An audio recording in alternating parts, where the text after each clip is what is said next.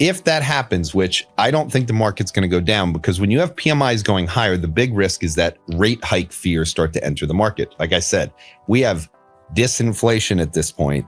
This looks like the beginning of a reflation stage, which is very good for markets generally. So I think it's a good year for stocks. But I really do believe that the catalyst that's going to take this up, Bill Gurley said, there are no dollars for anything on the VC world except AI. That has hurt Bitcoin this year because not getting dollars mean people don't view it as a growth trade. They don't view it as something the way they did. The last time we had a SaaS move, crypto was a major part of it. Crypto isn't getting money because it's all being sucked out by AI. I think that starts to change this year. I expect the forgotten misfits of the market to outperform the very crowded leaders. And I think this rotation has been happening. I think it's going to be much harder to make money in AI infrastructure names that dominated during the LLM period. And people need to start shifting their attention towards the VLM period, the visual language model. A central thesis here is temporal. The first phase of AI dominance was LLMs, text models that created the initial tsunami of interest and capital. The transition that matters next is toward VLMs, visual language models, and then into agentic embodied AI where systems act, sense, and interact in the real world. Those shifts change which companies benefit. Please take a little time to like this video, subscribe to the channel, and turn on post notifications for more videos like this. You can also check out our other videos on cryptocurrencies and the overall digital asset space, and drop your comments and observations in the comment section below. Everything you do helps with the YouTube algorithm and immensely contributes to the channel's growth. Thanks, and enjoy the video. Everything that you mentioned, I would say at this point is now becoming consensus. Okay, there's nothing within there. I think 3 months ago it would have been a different story, but now as we're going into the end of the year and people are forced to make decisions, we've seen a rotation in the market that started in June. And it's kind of accelerated, and that's been out of growth and into more value-related things. It's been out of momentum. It's been into small caps, out of large caps. Those are traditionally kind of the rotations that happen when PMIs start to go higher, which I've talked about, and it hasn't started yet, but I think it's not only going to start next year, but I think it's going to keep going. So the question of what do I expect? I expect the forgotten misfits of the market to outperform the very crowded leaders. And I think this rotation has been happening. I think it's going to be much harder to make money in AI infrastructure names that dominated during the LLM period. And people need to start shifting their attention towards the VLM period, the visual language models. Tesla, hated by most people. I think it's going to be the best performing Mag 7 stock. I still think NVIDIA will do great. I think Apple will do great. Those are all because those are going to start benefiting from brains and machines. NVIDIA will just keep doing well because people are actually bearish it and going through it. I don't like the hyperscalers and anything built on code next year as like a general theme. Now, here are the risks. If I had to pick two things that could be the thing to cause a 20% correction, which I think has a reasonable probability of occurring next year, it would be, first of all, the rotation that's happening. If I'm right and PMIs are heading up towards 60, this would be the first. And I want to make sure people understand this because whenever I say PMIs, people kind of glaze over. We haven't had a build out on the manufacturing side since 2003 to 2007 that's been synchronized around the globe and has been driven by multiple things happening at the same time. We've had inventory rebuilds where because people got really scared, they stopped buying things thinking a recession was coming. Think about the European situation when we thought Brexit, where we thought Greece and everybody was going under. Take the oil situation in 2015, 2016. Take COVID. In all of those cases, we stopped buying things for a period of time. It was like a mini recession. And then we got this rebuild, which was only to rebuild inventories where it petered out. But we haven't seen anything that has been on a big scale. We're going to have the data center build out. But now we're going to get into the agentic world. Now we're going to get into the embodied AI world. People need to start understanding what this means. We're going to have a synchronized upgrade for computers, for phones, for autos. We're going to continue to have the data center build out. We're going to need to build nuclear plants. We're going to need to go out and mine for material. This is going to be a PMI going higher. We'll keep saying that. But the risk is if the Mag 7 or the Mag 4 that I'm saying, if the hyperscalers don't do well and they just kind of go sideways this year, alpha still needs to be created in hedge funds and passive investment. Everyone's going to start rotating into what's working. That could become very disruptive because it could leave people in a position where they need to buy illiquid things and get out of liquid things.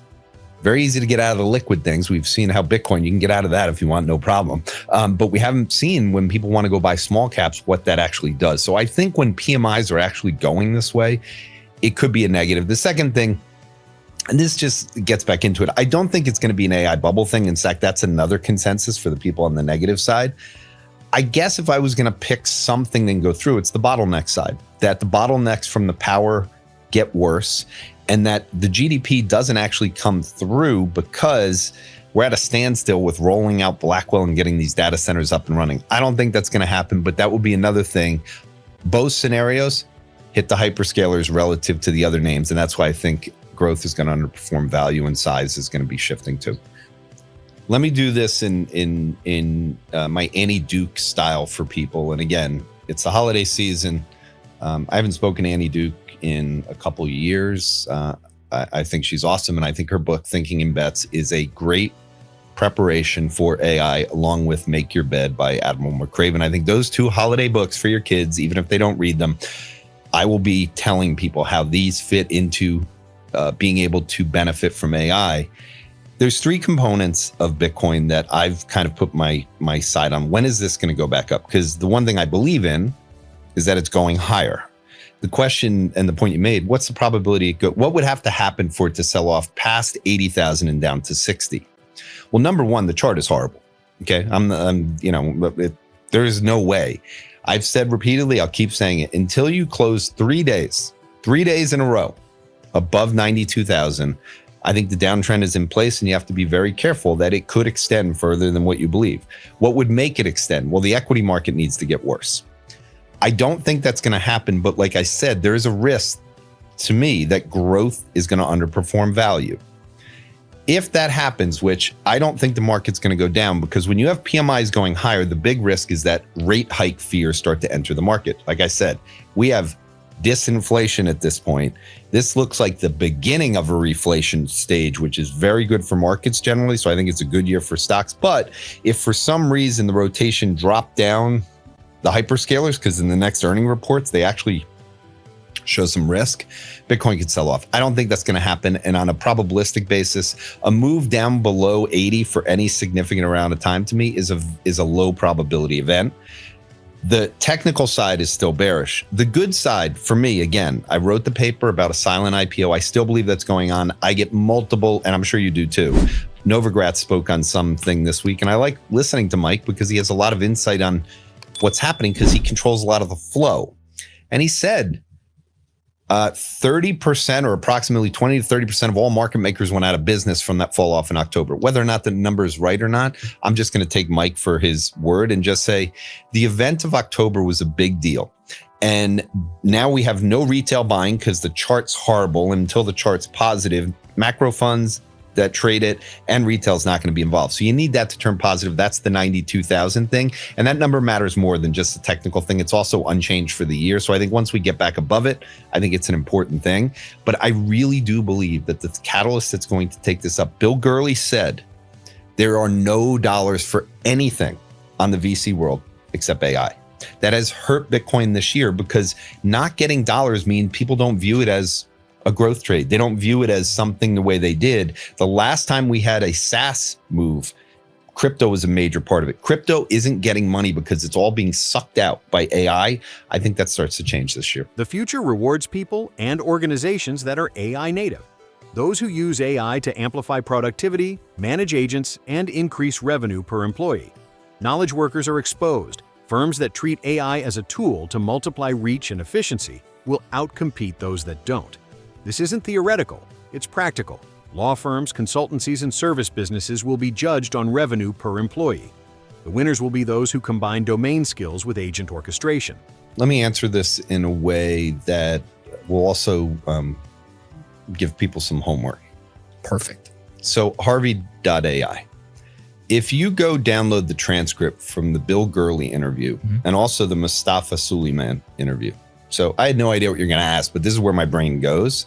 I want to download everything I can about Harvey.ai, and then I want to put it through the lens of the 2 transcripts of really smart people that had something to say on this, and then I'll bring it back to my thoughts on what this means in the end. So if you take those transcripts and then you bring in whatever information you can on Harvey.ai, and then you say, I want you to analyze their business from the lens of what Bill Gurley said in his transcript and what Mustafa Suleyman said, pick the points for their business relative to OpenAI competing with them. Can I ask a question real quick? Because I think that when people hear that, they say that sounds smart. But there's a large portion of the audience who says, I don't know how to do what he just said. Let's just spend 2 seconds to talk through. Can you walk through, okay, where do they go and get a transcript? How do they do that? And then are you going to ChatGPT or are you using a different tool like when you're personally doing this? And are you uploading a PDF or just like kind of walk through the steps so that if somebody wants to go do this, they have a blueprint? So if you go to YouTube and you go to the interviews of the 2 I mentioned, Bill Gurley was on Tim Ferriss and Mustafa Suleyman was on Moonshots. If you go inside the more thing where it describes, you can hit a transcript button. It'll bring the transcript on the right-hand side. You might have a button up there that allows you to press it to already copy the transcript, and it'll immediately bring up that transcript with inside ChatGPT. If you're copying the transcript, just copy it and paste it in. Don't make it organized. Just copy the entire transcript, highlight it, and paste it in just like you would anything else. Do it for both of them in the same chat thing that you have open, and then go get whatever information you have on Harvey.ai and copy that and put that in there, all 3 of them. And then at the very end, just say, I want you to analyze this in the lens of this. If they do that, it will analyze it from the lens of Mustafa Suleyman and Bill Gurley based on what they said.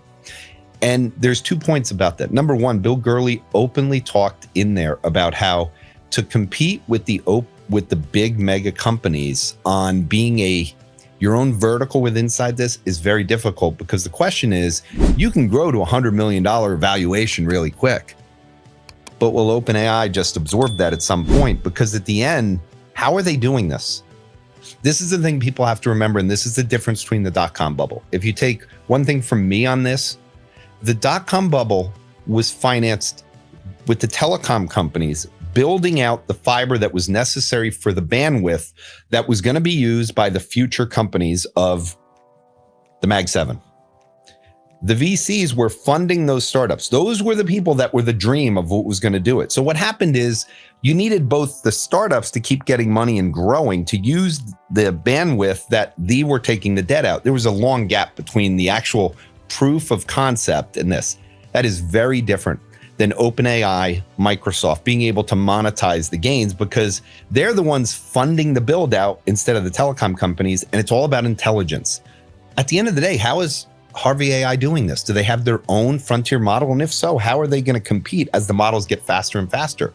Or are they using the models, meaning they're paying someone else for the intelligence? Well, if they're paying someone else for the intelligence, that cost keeps going higher and higher. That's what's happened to Cursor. That's why Cursor had to go raise lots of money. At the end of the day, the commodity is the intelligence. They're pricing the intelligence based on what someone's going to pay for it. So just remember that Harvey.ai will compete, and Bill Gurley made that point. The reason I brought up Mustafa Suleyman, he specifically mentioned how we are at a critical stage now. As AI agents happen, knowledge workers are exposed. Knowledge workers are under attack. And between the 2 of them, they said, to survive in this world, and this is what my goal is going to be with my webinar series and with all the teaching and the stuff I did. It's very easy for me to say this stuff. People may not know how to do it. I'm going to show people how to do it. You have to be AI native, which means you have to use it for everything in your life. I'm going to show them so many ways. They both said, you want to be the one who's working with the AI agents or managing the AI agents, not the one that the AI agent is displacing. That's why the parents have to get their kids up to speed on this. The schools are not doing it. The government's not doing it. Someone's got to do it. It's kind of the reason why I'm here. So the third point, the reason why I think this is a problem. So what does it mean for law firms? If you run a law firm right now, and what Anthony said, you get charged by it's all revenue per employee. And at the end of the day, do you have too many employees versus a startup business that's going to figure out a way to make more money by expanding the amount of clients that they can handle using the agents, as opposed to you slowing down the business, trying to become more profitable. It still, at the end of the day, becomes a race to revenue per employee. And I think firms that are going to win in the end are going to be the ones that can do it for the least amount, or they're making the most revenue per employee. That is a hyper competitive. And that's why I say we go from realism to abstract over the course of the next 3 years. There's two things about me that maybe we've never discussed here, but so I don't like short snippets of things. They don't like, I like a story. So I'm not attracted to like boom, boom, boom, boom. You're not into the TikTok videos? No, I honestly, as someone who loves technology, I remember the first time I went to TikTok, I can't do this. Like, it's just not the way my brain works. I actually like to think about things, and I like to connect them. I need the time to connect dots on things. So the Picasso thing, that I mentioned, this realism cube, that comes from Bill Gurley. If you listen to the podcast, you will listen to the way my brain works. I hear him say something, I'm like, that's really interesting. I didn't know he was a realist before he became a cubist, an abstract. I immediately leave the subway on the way here, and I write a paper. I literally write a paper. So it's going to go up on Substack probably today. I wrote that in there, all about connecting dots between a bunch of different things. I need to get some depth from something. So this is probably the reason why I hated school, because honestly, there's not a lot of depth in school. It's not connecting dots laterally. It's literally just shoving something down your throat. It's the reason why I hate Malcolm Gladwell books. No offense to Malcolm Gladwell. He's been very successful. How many times do I have to have beaten over my head 10,000 hours, you become a master at something? I didn't need to read that book for the 300 pages. I left it on a plane because I was bored very quickly, going, why the hell do we got to keep doing this? Second thing about me. Jordi left it on a plane. I literally could not believe it. So second thing about me, my parents got divorced when I was a junior in high school. They probably should have got divorced earlier.